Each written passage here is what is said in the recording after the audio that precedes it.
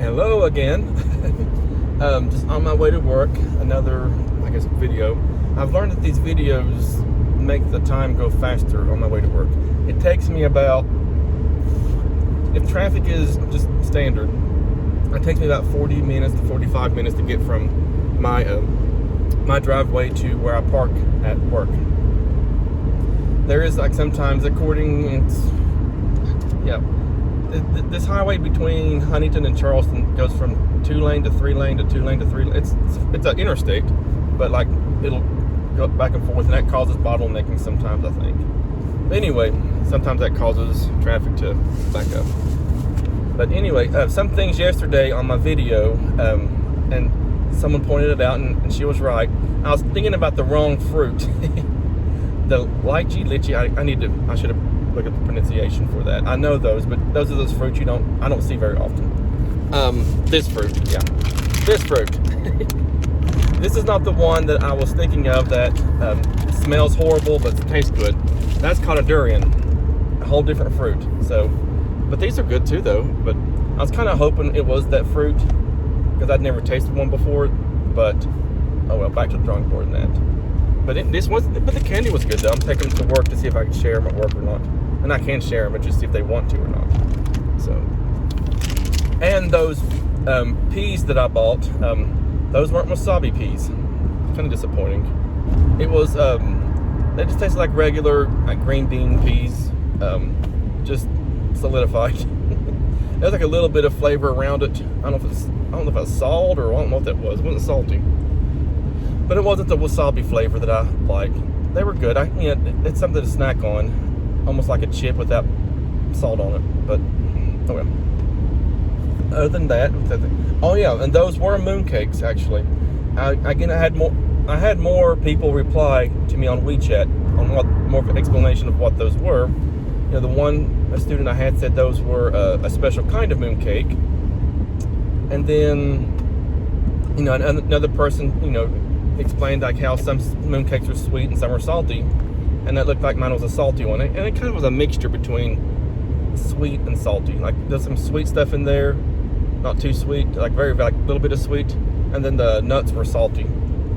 And then someone explained to me that that mooncakes look different in different parts of China, and the one I had looked like the ones they get in southwestern China.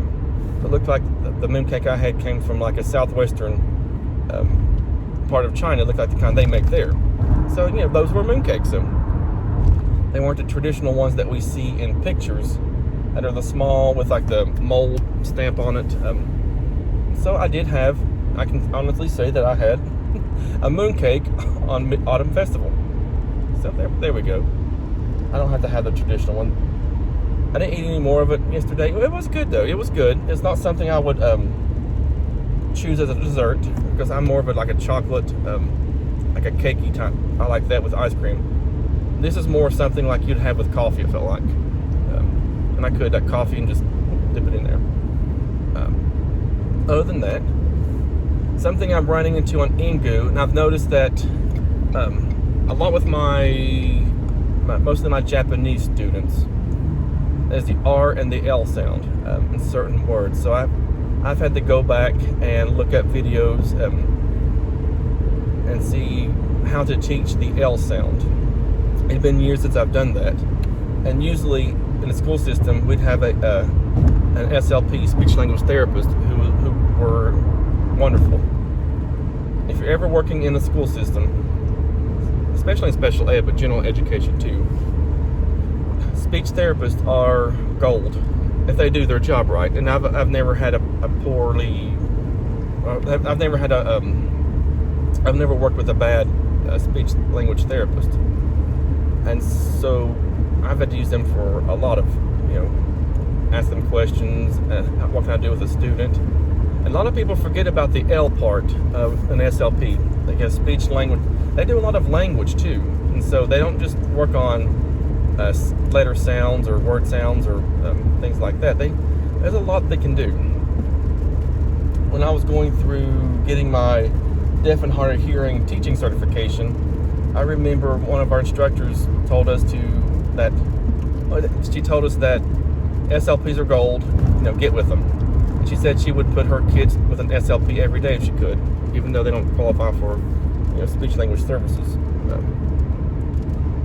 Every day I say this, but my hair is just not working out today.